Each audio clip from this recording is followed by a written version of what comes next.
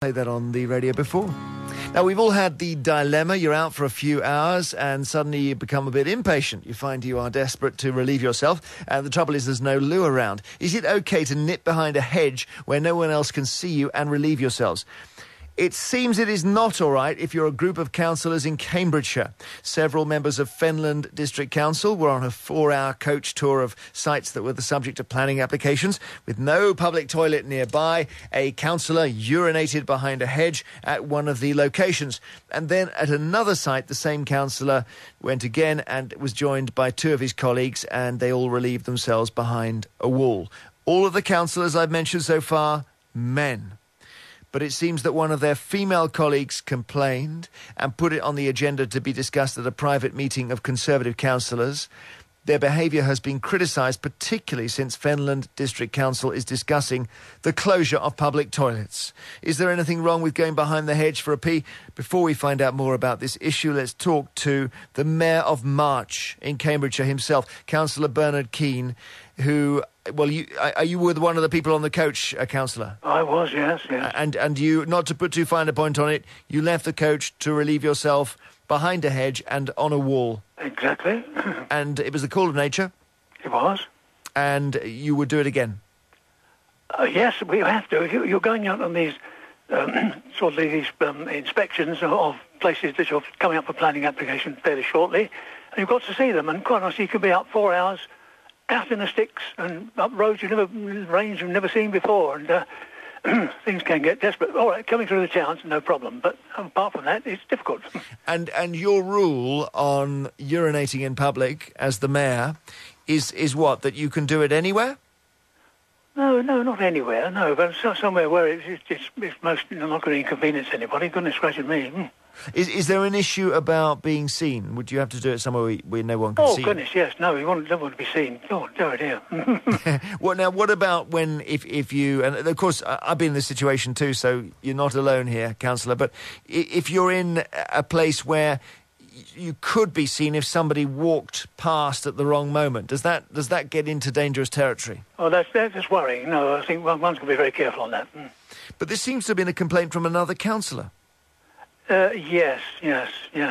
And she didn't see you. Well, I don't know if it's a she. Was it a she? We don't know. Well, we understand that's the case. A she? Oh. Yeah. That's what we think. We don't know that. We can't be sure. Anyway, whatever. It was a councillor who complained. Yes. Yeah, sorry, you went very quiet for a minute. I hope I haven't shocked you with that. Whether it was a man or a woman, does it make a difference? No, it doesn't make any difference. No, it was thought to be a man, actually, but I don't know. We've been told it's definitely a woman. But anyway, regardless of that, do you feel that the solution here is, if you can't go on a wall, on a hedge, that you could maybe go to a public toilet or build more public toilets, maybe? Oh, build more... There's big rumpus going on about closing the toilets, not building them. They're talking about closing 7 toilets in the county. Well, I'm wondering whether, as a result of this, you've kind of made the case in favour of keeping those toilets open. Well, yes and no, but I mean, we're going on these site inspections. You're going nowhere near public toilet or even a town sort of thing. You're going in villages, so it doesn't really come onto that side at all. And what we should stress, what you did was not illegal, Bernard, was it? Oh, no, not at all. No. Because if you can't be seen, you're allowed to do it. If you can't be seen, you're allowed to do it, Bernard. I think so, yes. I won't be 100% sure on that, but I'm sure it's true. Thank you very much for taking the time to talk to us. It's all right, sir. It's a pleasure. Thank you. Bye-bye. Right. Have a good weekend. The Mayor of March, Councillor Bernard Keane, who urinated behind a hedge and a wall. The colleague who complained, don't think saw him, but was on the coach that he'd left in order to do it. John Elworthy, the editor of the Cambridgeshire Times, who broke the story, can give us all the details. We seem to be hung up here on whether it was a man or a woman, John. Well, does it really matter? The thing was, Jeremy, there were several young female officers of the council on the coach, and I think that's what's prompted the complaint. Well, because a couple of the senior councillors that I've spoken to, the female councillors who are on the coach, they, for themselves, were quite relaxed about it. They said, well, John, we've seen it all, really. But I think they were concerned for other people. And he's been very disingenuous, is our Bernard, because the fact is that the bus does go through 4 towns towns, and there are public conveniences in all of the 4 towns, and it could be done quite easily any time for the coach to have stopped in any of the towns. And, of course, it is Bernard's party, the Conservative Party, that is closing, and they were discussing this at the council meeting yesterday, 7 of the 11 public conveniences in Finland. And I think Bernard's also a little bit disingenuous about whether it was illegal or not. I mean, Fenland District Council are very proactive in slapping out fines to people, whether it's dropping litter in the street, dropping cigarette ends in the street, or serving ASBOs on people who have been urinating in one of the public parks. Okay. So all of this has happened, and therefore, you know, what's good for the goose may well be considered by my readers to be good for the gander. Right, but hang on. There is a question here about the kind of person who makes a complaint when his colleagues or her colleagues have to relieve themselves and do that legally and out of sight of members of the public. Now, you have said it is not a problem whether it's a man or a woman, and I'm going to suggest to you that actually it is an interesting dimension, because it may be, we've been told it's definitely a female councillor, it may be that it's more troublesome for a woman to have 5 male colleagues climb off a coach and do this than the other way around. That's all I'm saying. Jeremy, they shouldn't be doing it. I mean, it's really? as simple as that. I mean, for goodness sake, you know, we're talking about,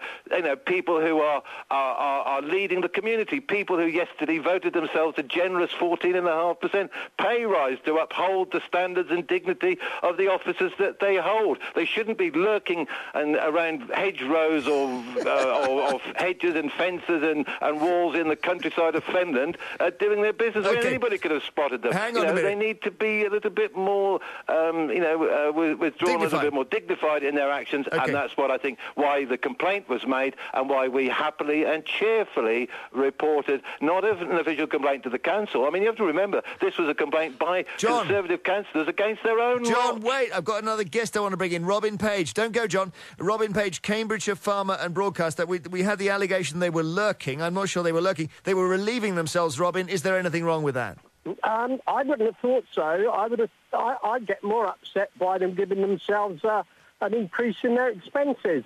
I mean, going around my farm, going around my garden, I relieve myself when and where. And of course, it's far greener than flushing gallons down the toilet just because you've spent a penny.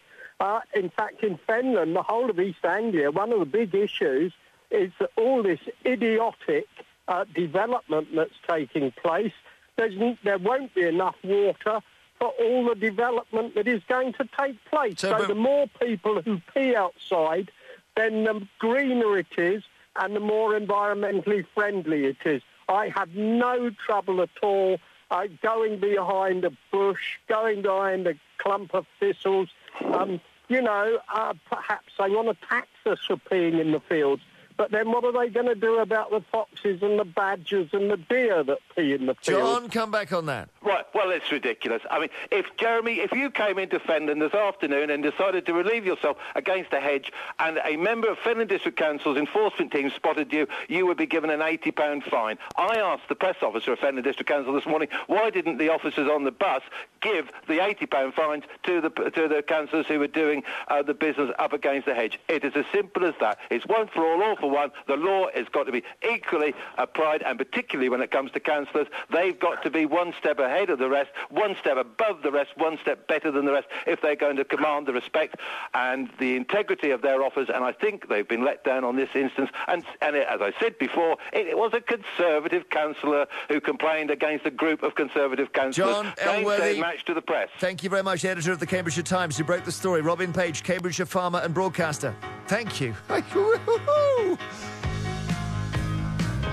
Well, the editor's taken a tough line there. If it's wrong to do it, it's wrong for councillors to do it. But it's only wrong if somebody sees you.